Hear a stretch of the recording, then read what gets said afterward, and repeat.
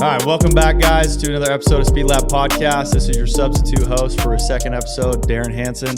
I'm super excited to have Joe on the podcast today, Joe Pedulla, if you haven't heard of him.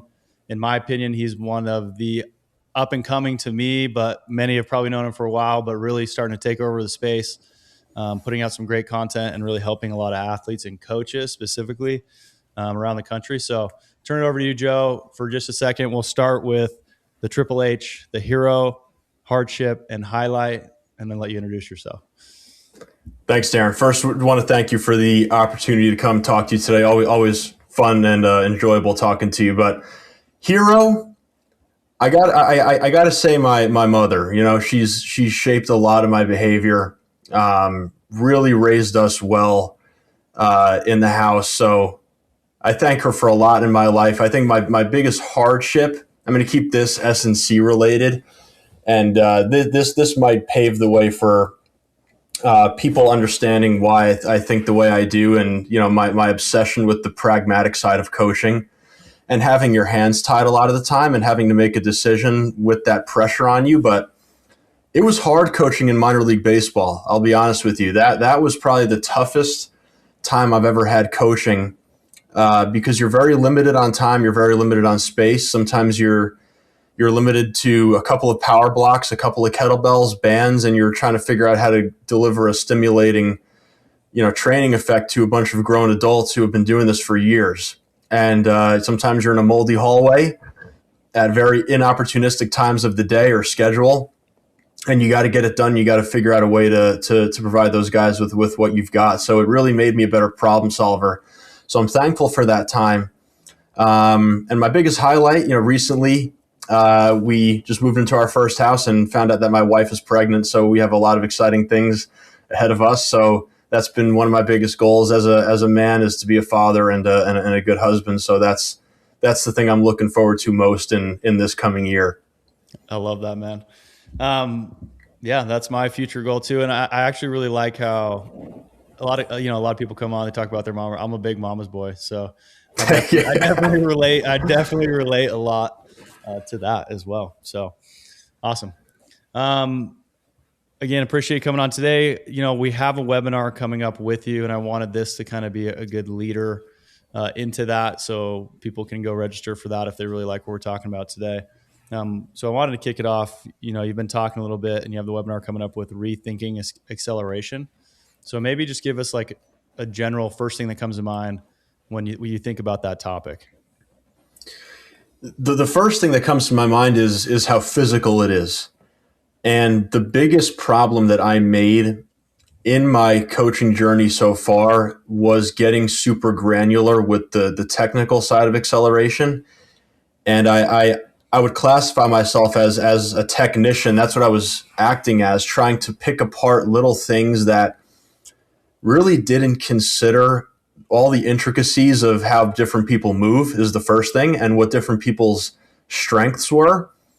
If anybody that's listening to this has gone down the archetyping rabbit hole, you know that you have some muscular-driven athletes who might be really good at acceleration, and others that are much more wiry and elastic, where, if you take that wiry athlete and you have them race that muscular-driven athlete, they might get beat in the first 15 yards, but you give them more space, and that elastic athlete's going to end up taking the cake at the end. So I didn't really consider that much, and I was really not educated enough to really understand that or even be aware of that. So that's the first thing, is the mechanical side, and that kind of bleeds into the second piece of this, which is changing my whole model of what athletes constitute as good versus poor reps. And I got this from Franz Bosch. I wish I remembered the title of the book, but he basically goes into the knowledge of results model versus the knowledge of performance model. And this is something that I've talked about a couple of times on my Instagram page, but this knowledge of results is basically getting that dopamine hit by the end result of what it was you were doing. So whether it's a speed time or it's, hey, that felt really good, that felt really rhythmic and fluid, it felt natural, it didn't feel forced. And you're leaving it up to subjective sense. The athlete is feeling a certain thing that you either want them to feel or that they're trying to target. or you're giving them an objective reality of how effective what it was they were doing was. And then you have knowledge of performance, which is when you constantly enforce the athlete based on what you're seeing mechanically. So you're telling them, you're breaking it down movement wise. You say, oh, you had a very low heel on that rep, or maybe you cycled too high, or your arms didn't swing long enough. And what I'm finding with a lot of these team sport athletes is that that is not the right way to go about this, because there's still so much physicality to be built that underpins acceleration as a whole, that, working with a female demographic that has a low training age, in college, I would argue that most athletes actually have a low training age on average, especially at very high levels where there's very high levels of sports specialization and hyper specification. So I'm more focused on building the physical qualities that underpin acceleration. And this year, I think I've cued mechanics less than I ever have. And I think a third thing, just to give you, wrap this up into a nice threesome here, I think the third thing is just taking a more constraints-based approach with this. And I look at resisted sprint training as a constraint. If you're looking to put an athlete in a certain position, the load is going to dictate that. The starting position is going to dictate that. If you have, if you're doing a PVC run with your arms out in front versus a PVC on your back, I've been doing that lately to clean up some things with my own start. Namely, just to go on a little side tangent here, my problem is staying too low. So I over rotate. I don't give myself enough space to get into hip flexion and strike the ground. So I've put a PVC on my back now, which is a constraint I'm placing on myself to force myself, without having to think about it, to lift up a little higher. So thinking more in terms of constraints as well to put athletes in better positions, I think is a much better way to go than adhering to this knowledge of performance model and giving a lot of these cues that, quite frankly, most athletes don't really understand. Yeah, that's all great stuff and a lot to unpack. And it's like, so let's start back with, because I love this, because like when I work with my middle school and high school athletes, like I went down that route when I first started coaching of really trying to go like super deep on these young kids. And it's like, at the end of the day, now I just call them cheetahs or gorillas. Like cheetahs or gorillas, and that's what I tell them they are. And then I'll cue them a little bit different based on that. Gorillas are like your guys that take a longer time, but they can create a lot of force, but they take a long time. And then your cheetahs are going to be your more elastic athletes that maybe create medium amounts of force, but they can do it really quickly. So right. That's how we like categorize our kids, and they love it. Let's say you're like, I always think of the perspective of like a private facility, coaches, younger coaches coming into it. What are some ways or like really easy tests they can do if they're having a hard time visualizing like what this means for the athlete or how they move? Like, what are some tests they can do where they're like, okay, this athlete was better at this, so they're probably a gorilla, and this athlete was better at this, so they're probably a cheetah? Like, what would you say are some good? That's a really good question. So this is also very limited to what you have accessible to you. I personally use force plates. Not everybody has that. I'll talk a little bit about force plates here and then talk about what I would do had I not had access to those. But I'm looking at things like time to take off. I'm looking at things like propulsive net impulse. I'm looking at RSI. I'm looking at peak relative braking strength. I'm looking at things that might clue me into whether this athlete favors time on the ground or not. That's one thing. We can get into intricacies of, force time curves, what those look like, unimodal, bimodal shapes. I think that's beyond our talk today, but I'm looking at a lot of different things force plate wise that really clue me into time related metrics. And then I'm also looking at things like broad jumping. I spoke about this the other day on my Instagram, which is a super, super simple way to, one, look at movement, and two, look at output. So acceleration is what? We are trying to displace ourselves in the horizontal direction as far as possible. And the problem that a lot of athletes make is they just try to pump their arms and legs really fast, but they don't really go anywhere. So broad jumping is a really good way to look at their actual ability to express power that way and truly push.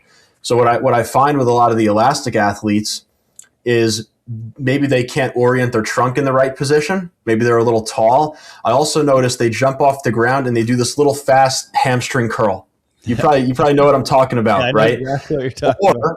Or it looks like they're extending at the back. It looks like they are not really driving through their quads.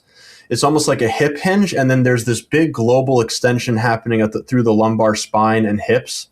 But the hips look like they're extending, but they're really not as much as they should be. And then you see your gorillas, we'll call them, who have that deep deep range of motion, and they actually drive through their quads, hamstring, glutes. Everything is shortening and contracting together, and their outputs they tend to be higher.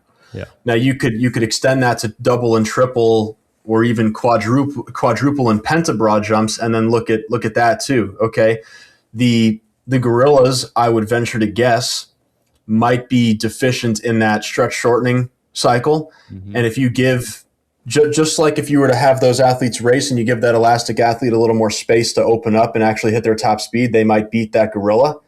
If you have them do that triple, quadruple, pentabroad jump, you might find that elastic athlete's going to end up further. So just some things like that is, looking at what's the stretch shortening cycle utilization like, and then kind of tying that back into your speed times. If you have the ability to time sprints, I'm currently in the middle of building an Excel workbook that's going to integrate the Dietz 10-20 algorithm, where people can automatically bucket their athletes. And then it's also tied into, VDEX sprinting data and things like that I'm really excited to publish, hopefully in the next 2 weeks. But within that Dietz 10-20 model, for anybody who's seen it, Dietz has his training zones. He's got his max strength zones, speed power, strength power, max velocity. So based on your times, you can kind of gauge where's this athlete deficient. And it's this big Excel sheet where you got your 10-yard times on one side, you got your 20-yard cumulative time on the top, and then you just follow this ladder. And I'm trying to take that into my VDEC prescriptions and say, okay, if I had an athlete who needs to work on maximal strength, how would I load them with resisted sprints? Probably heavier. Yeah. If I had an athlete who's really good at acceleration, but they lack that ability to transition and get into top speed and express power and higher RFD, what would I not want to do? Well, I wouldn't want to slow them down more. So I would want to give them a load which is either no load or light enough to where they can still, express really fast ground contacts. And then how do we approach that in the weight room? We're going to take a similar approach. We're going to give these athletes that need to work on that first step or that early acceleration some loaded jumps, maybe some more absolute strength, things like that, longer contact times, allowing them to use more contractile muscle tissue.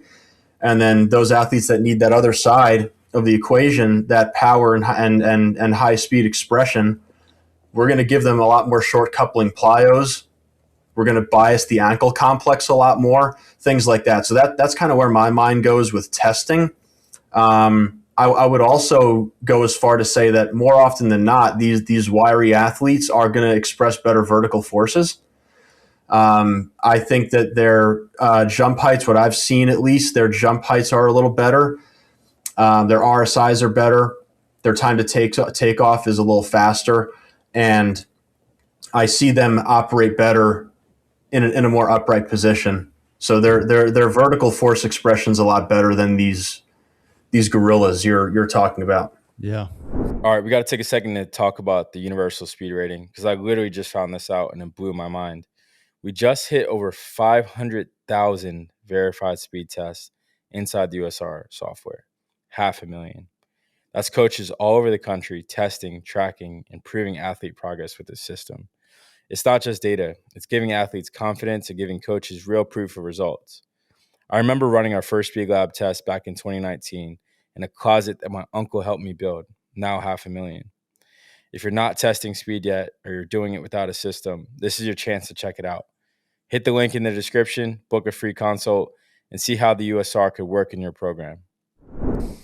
With those athletes, I mean, those are athletes people like to talk about too. Like, in your opinion, you want to work the weaknesses, but what are some precautions you take to not take away from their strengths? That's another really good question. And I like to approach this question from a perspective of where we are in the phase of the year, where we are in our competitive cycle, and where we are in our sports cycle. I love Tim Caron's quote in his book Strength Deficit, where he says, "Train the weaknesses early and then peak with the strengths." And just thinking about that, like extrapolating that, and just trying to reason with what that really means. If we're trying to maintain freshness in season, we would not want to disturb homeostatic balance as much as we'd want to in the off season. So what do you do in order to accomplish that is you give people the things that they're good at. So when I look at athletes who need to either, maintain a strength or target a weakness, I'm looking at where we are in the year. So, in preseason right now, it's all weakness training. And then we're going to get further and further into the competitive year. We're going to play games for a good 4.5 months if we're lucky and we can make it to where we want to make it. You have to train weaknesses early so that you can peak at the right time. If you're not stimulating them hard early on, you're going to plateau and you're going to peak too early. So I believe in lifting those weaknesses with the time you have outside of the year, especially just my sports softball. We're in season all the time. With the exception of just a couple of months that I have them in August and early September, and now really early January. But in season, I'm trying to maintain freshness, so I'm going to give them the things that their body likes, the things that they're accustomed to. So that's really the overarching constraint for me is the timing of it. And I really like that too, from like my perspective of like a little more regressed on that is also that model. You give them things that are more enjoyable for them to do in season. So when they're really grinding through and they're playing a lot of games, potentially they're a little more excited and stimulated to be in the gym because they're doing things at that time that they actually enjoy, which that's another big part of it too, is the psychological piece. It's like how arduous is this work? Yeah. And we think about holistic development and readiness as we know. Obviously, the CNS is not differentiating stressors, so the mental piece is big. And you want athletes to be in a flow state in the most important time of the year. The last thing I want to do is be challenging them, beyond measure during a time where so many resources are going elsewhere. And I just thinking about it too from a time limit constraint. I only have really an hour and a half to an hour 45 a week with them in season once we start playing games. So you could really make the argument, like, would training weaknesses even make that much of a difference? Like, are you signaling a strong enough response with that amount of time? And if you are able to do that, I would argue that you might be overtraining a little bit given the time of the year. Now, I've never really seen athletes overtrain, but given the context, like to elicit an adaptation with that little time, you got to be training pretty dang hard and with serious intensity and to truly shift that person. And the program would have to be heavily favored toward that weakness. If you have an hour and 45 minutes of time across the week, you can't mess around and have stuff in there that is not their weakness if that's your goal with that little time.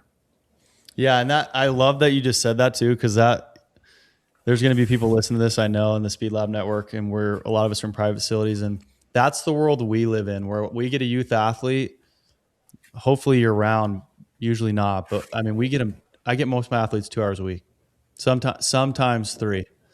So it really comes down to like the successful ones, I think, are really chunking down to, what's the basic, what do we need the most? And you have to find what they need the most. You can't do all the stuff you wish you could do with that population, because it's all optional. We're the cherry on top. We're not required. And it's just all this extra stuff. So you have to really look at what are they doing in their high school program if they have one, and what are the buckets we can fill. So it's really interesting to hear you say that, of like, and that raises a question in my mind of, how do I get their strengths better, but how do I also get their weaknesses better when I have a very constraint? I don't have a lot of time that I can work with them. So that makes my mind think about, how can I find the best way and make that make that the best experience for the athletes, where you can hit these buckets when you only have them for 2 hours, 3 hours a week. So it's an interesting challenge that I think a lot of people that listen to this will be going through. And I don't know if we have the answer today. I mean, do you have any thoughts on that? Like a youth athlete, like if they're a cheetah or a gorilla, how much time can you really spend? We're in that situation where it's difficult to navigate those waters. And in your opinion, if you have one, and maybe we don't have one today, but it's like a good thought for these gym owners is, I mean, how would you approach, let's just make it basic, cheetahs, gorillas. How much time, if I have a youth athlete for 2 to 3 hours a week, how would you segment? Would you really focus on weaknesses and then, hopefully their strengths play out? Or would you spend more time on the strengths and just try to sprinkle in the weaknesses? You're saying with youth athletes who are limited on time, you're asking for tips for those gym owners to deal with that in season? Yeah. How would you approach that?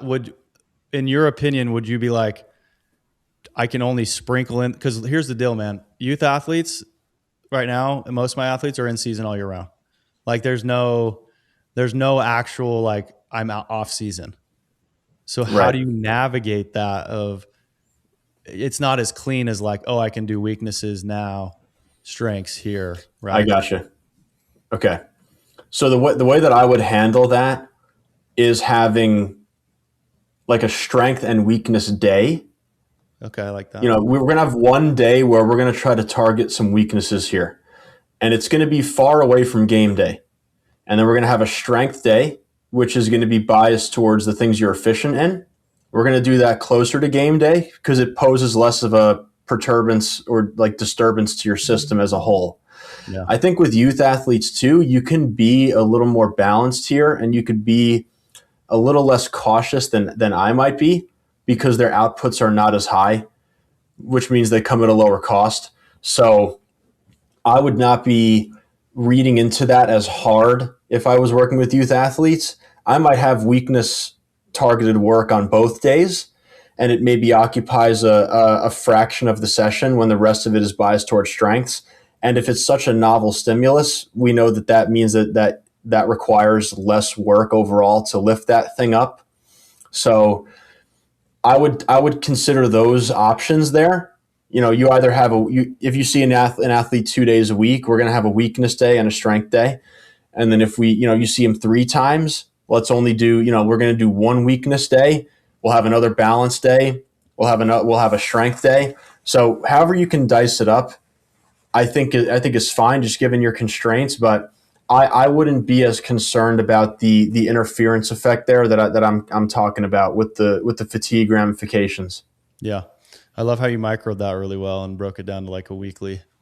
That's smart. So I think that will help a lot of gym owners that I know listen to this. I actually want to swing it like back a little bit onto, we were talking about sled sprints, and I get a lot of questions from our network. Like coaches will tend to be hesitant to go over like a 50% sled load, like for athletes, like 50% body weight, for those that might not know what that means. But I mean, have you been playing around when you're talking about this, rethinking acceleration, like how heavy of loads? I know it's a little bit athlete dependent, but how heavy of a percentage are you getting up to with some of your athletes?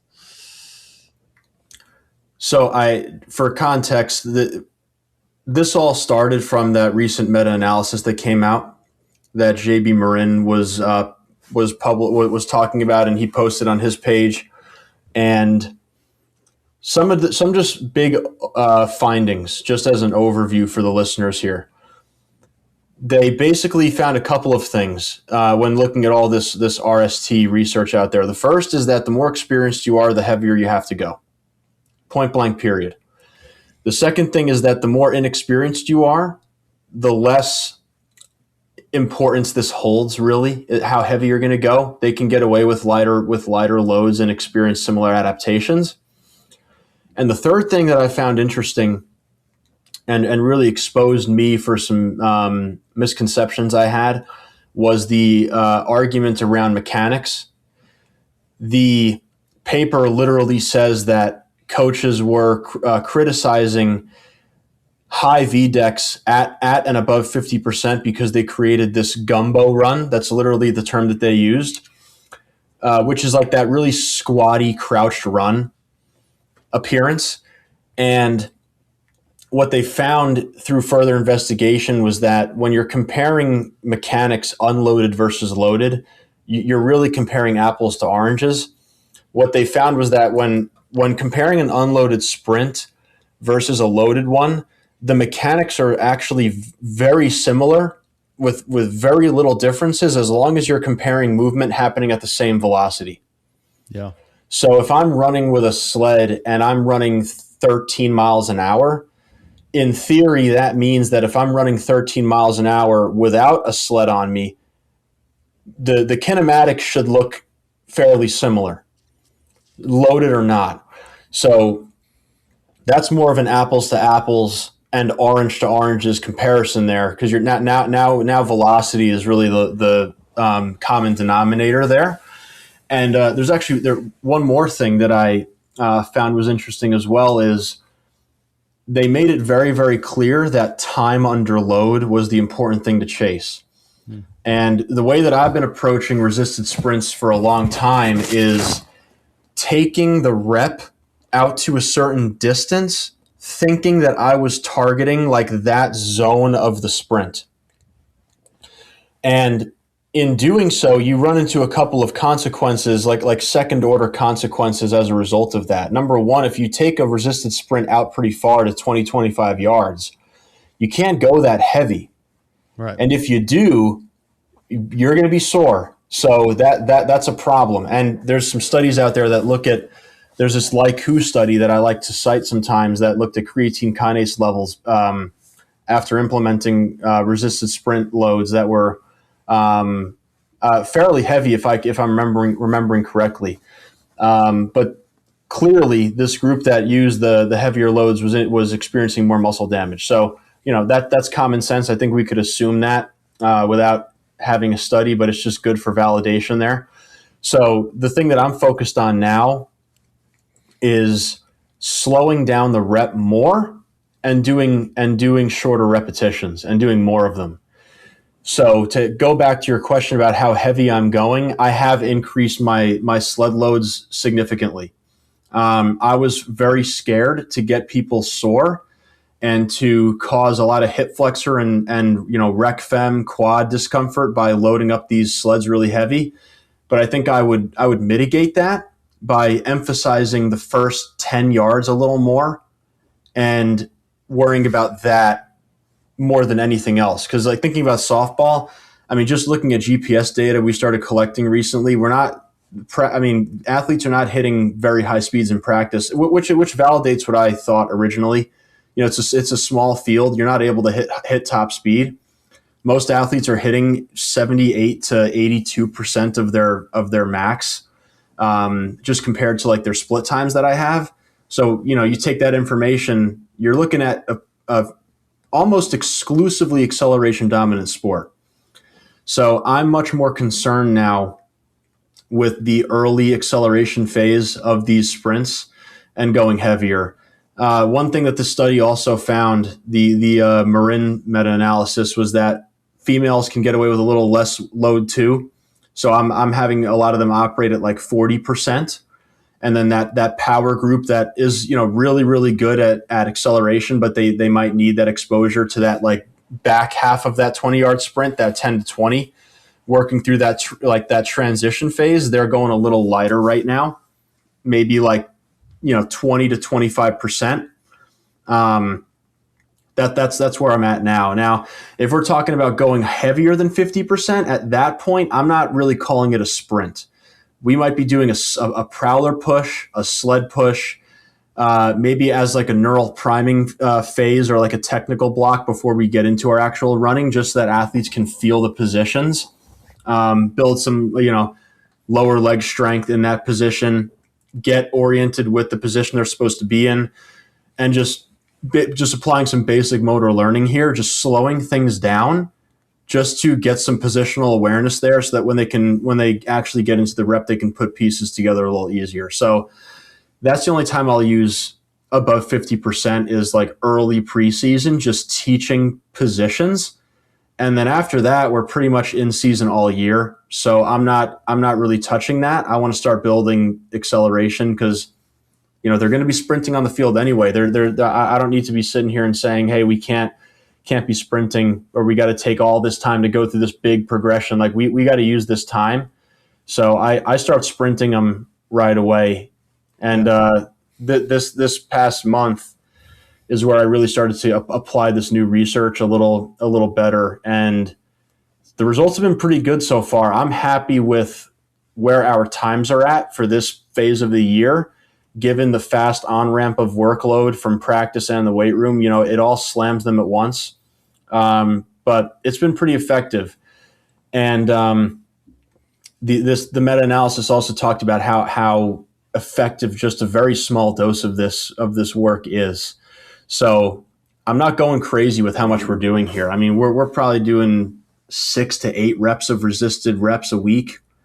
Really not much in the grand scheme of things, and accumulating less than 100 yards total. I know the study talked about what loads or distances or volumes were effective for certain sports. I think in rugby, they were talking about like several hundred yards a week, like anywhere from like 250 to 300 plus or something in that range. But just comparing sports there and demographics, like rugby athletes cover a much more ground than a softball athlete would. So I would expect that the loads necessary to create these adaptations for my demographic would be a little less. So I'm making some assumptions here, but I feel like they're educated assumptions just based on what you might assume about these athletes' work capacities in different sports. Quick pause here. I want to talk about the universal speed rating. So many coaches I meet are just overwhelmed. They're running sessions, programming, dealing with parents, and trying to prove their athletes are actually getting faster. One of the reasons why we built USR was to take some of this stress off the table. One software solution to help coaches test, track, and show improvement without adding hours to your week. If you feel like you're guessing with your speed training or trying to make sense of your data, hit the link in the description. Schedule a free consult and see how the USR can help. Yeah. A couple things too is like, from my perspective, like I love top speed, but I think acceleration is the king in most sports in general, at least most field-based court sports for me and from what I've seen. And I've never got an athlete faster in their 0 to 10 and they got slower on their top speeds. Like usually they actually get faster. So I think it is really important. And I also think one nice thing about Excel from my coaching perspective too is my youth athletes. I mean, I can do that more frequently through the week if I have the opportunity and they're recovered faster than top speed. Like they can perform really well on acceleration. And I personally feel that way too with my training is like, I could do 3 Excel days a week, but at 34, if you asked me to do, 3 max velocity days a week, I wouldn't be able to handle it. Right. So I think that's important. Now I wanted to ask you a specific question because you talked about a couple times these kind of squatty accelerators, like a lot of lateral movement side to side, right? Is what I would assume. Your perspective on that, because some of my fastest athletes I've ever had that are playing at big universities, that's how they accelerate. And so they're lower to the ground. They are very lateral side to side. Mm-hmm. What's your perspective on that in terms of like, is that something like when you talk about not cueing too much, is that something you're like really trying to change, or is that a strategy that works? I mean, I would say it works for some. I think for me, it just as a blanket term or blanket preface to this, it's all a movement solution. So it's solving for some kind of other compensation, or maybe it's a structure thing, or it's a physical capacity. And it takes knowing the athlete really well for you to really say like, hey, am I going to correct this or not? Like I knew it was a problem for me because I had never done it before. That's number one. It kind of just started happening as a result of me overcueing myself to stay lower and try to clean up my start and make it more horizontal. And I started over rotating a ton. And then I get this popliteal tendinopathy behind my right knee that I thought was a meniscus tear. It was that bad. I had like audible clicking. Turns out it was the tendon just rubbing over like a tibial tubercle or a tibial condyle. But it was painful. And I never ran like that before. So it's like you watch people long enough.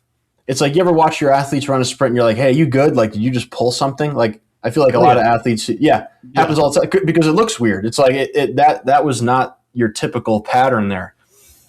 So I pay very close attention to how athletes are moving from the jump.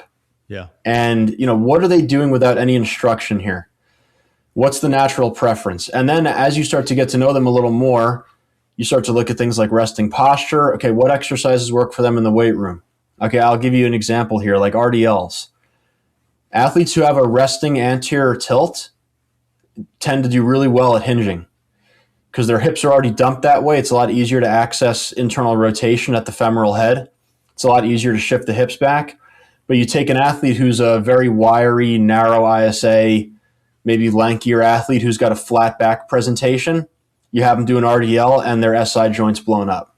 Yeah. So it's like taking things like that and kind of just comparing, like, what am I seeing in the weight room? How do they move in sport? How are they moving in their speed work? And then trying to make an educated decision on that.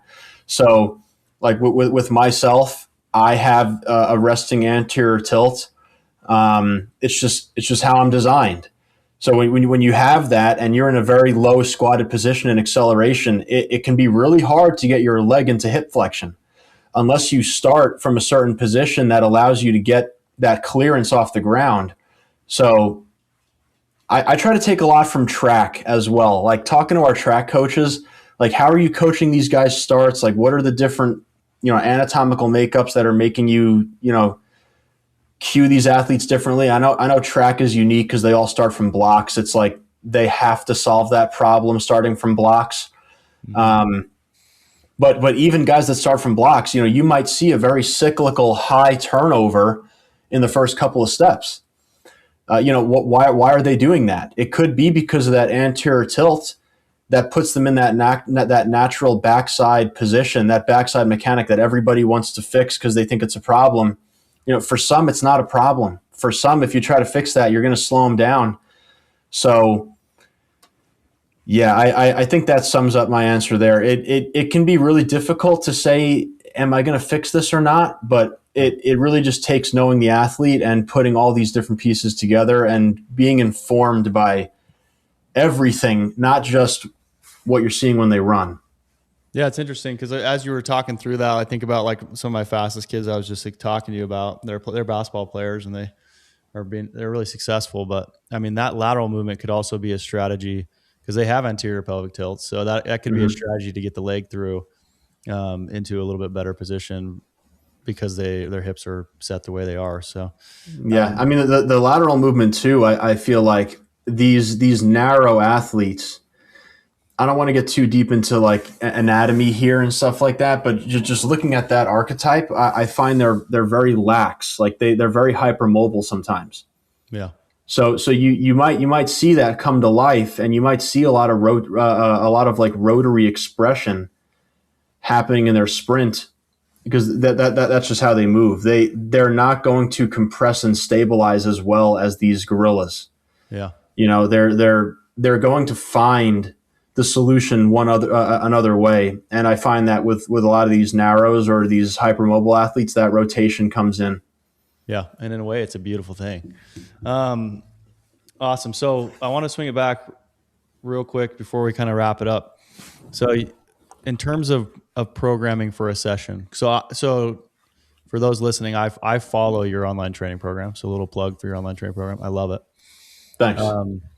As you go into program this for athletes, for the people that follow your training program, what are some like the subtle changes you're going to make with the warm up or the prep and the reps, just so people can kind of get an idea of that if they're currently doing acceleration with their athletes and they're like, I like where Joe's headed. What are some things that I can implement? Yeah, I think one thing that I've been really married to lately is the contrast sprints, and I think there are some pros and cons to it. I think the pro to it is the coordination you get. You're gonna get some really nice variable learning there with different loads at different speeds, which is going to help you clean up some technical things really well without you having to really think about it.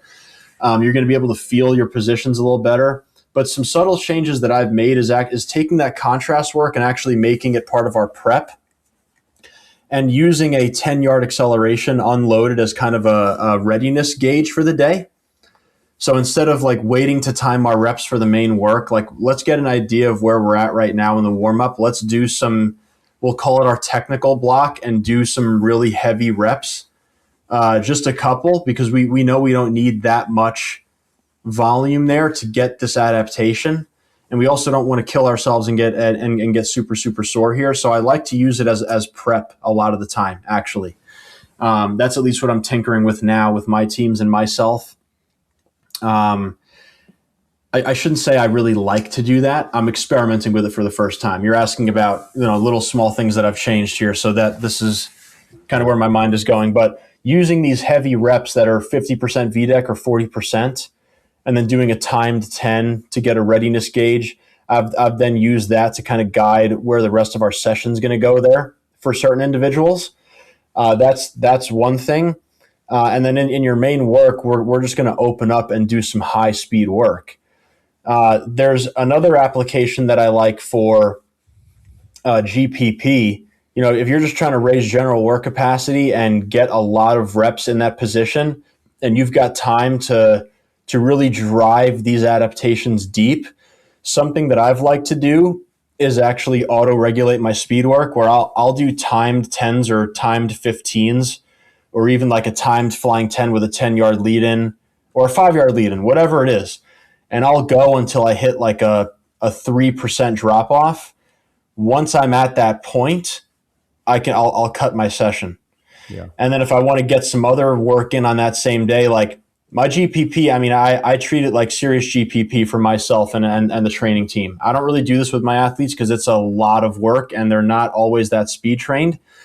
Maybe if I had another demographic, I would do this, but I like to finish those GPP sessions with some like longer 25, 30 yard tank sled pushes, like for repeat power endurance, and the rest is incomplete, and also the effort isn't 100%. I'm trying to get some like intensive, extensive repetitions there in that acceleration posture. Yeah. But I'm purposely trying to fatigue myself. I'm really driving that adaptation deep, where I'm trying to push for as long as I can and exert pretty high levels of horizontal force. Those sessions are pretty fatiguing. They are, but I think they've paid dividends down the line, weeks after you stop doing that kind of work and everything kind of comes together. And I think another thing, I'll give you a little third nugget here, is maybe we need to rethink how we structure our speed schedules with our teams. Like I feel like the common course of action is one acceleration day and one max V day. I think it's time to start considering 2 acceleration days and very little max V. Yeah. For a lot of team sports. Soccer, I don't think I would go that far to say that for soccer, because they do have a lot of open field, very high speed exposures. I'd say the same thing for football. I think for softball and baseball, the sports that I'm really invested in, I think that max V should be actually quite a smaller fraction of what we do. Microdose more so than anything. Like if we have 2 speed days, one day might be all acceleration, and then at the very end, like, hey, let's hit a build up or a crescendo run to max velocity. Or you have another day which is like it's like a hybrid day. You have your acceleration and max V in there. You do some acceleration, then hey, we're gonna do 2 flying 10s with a 20-25 yard lead in here, and then that'll get athletes closer to their max V, instead of doing, here's our max V day, we're going to do all flying 10s, all wickets, all this stuff. So I'm starting to like err closer to the side of 2 acceleration days for my sport. Yeah, I'm like smiling because I love that. I hope people make it to that part of the episode, especially a lot of the coaches I know. I think, because I agree with you completely. Like I think acceleration, like we spoke about earlier, I think it's predominantly in a lot of the sports I work with is the most important part. And even football, like there are some breakout plays, but they're few and far between. Like a lot of the time, the acceleration and deceleration is more of what is separating the athletes from what I've seen in like Tony Velotti's game speed and Shredmill. We use that, but I agree with you completely. My last question is, when am I going to see these sled pushes on the training program? I'm ready for them. Oh man, the Let's reason put I it in, haven't baby. the reason I haven't programmed them is because I don't know if everybody has the equipment. But I mean, I'm sure you've seen on my program, like before, I'll be like, hey, if you don't have this, use this. Yeah. Maybe I'll do that. Yeah. I'll oblige you. Yeah, because I think that's a great idea to kick your butt, and you get a lot of good, like you said, in acceleration postures and positions, and lower leg work and ankle work and all of that. So I like to. Yeah, I got that idea from Blaine McConnell, who, Dude, he's a freak. Yeah, I mean, his unit program. I ran it actually a while ago, and there was one day on the program in the early phases of the program where it was just repeat sleds with incomplete rest, but the effort wasn't 100%. And it served as a pretty good conditioning effect. I wouldn't say aerobically, but like that anaerobic repeat power. And it also like gave me just a ton of really good reps in that position. Yeah. And I was able to do a lot of it because the effort's not maximal. Yeah. So I was able to really enjoy that for a good amount of time. And I tried it on myself with the tank sled, which I also enjoyed. And I would venture to say it doesn't beat you up too much as well in terms of the sleds. Yeah. Like you always feel athletes recover pretty quick from that. There's no eccentric work. It's all just pushing. Awesome, man. So let's say people want to come and follow you and engage in what you're doing, learn more about you. Where do you want to send them? Where's your number one spot? Yeah, I mean, I'm pretty active in my Instagram DMs at Pedulla Performance. That's PEDULLA Performance. You could also email me at joe.pedulla@pedullaperformance.com. And if you're ever interested in some mentorship, that's the thing that I'm heavily invested in right now, and committed to helping coaches understand things at a deeper level and just never stop learning. I'm really just trying to promote a community of people that don't ever want to stop learning and don't ever feel satisfied with what they're doing. So I think the coaching industry needs more of that. So would love to have people join that community. But if not, be happy to answer some one-off questions in my DMs. Okay, awesome. We'll make sure to put that in the show notes. If you guys like this, remember we have a webinar coming up with USR. You can go and register over on USR's Instagram page.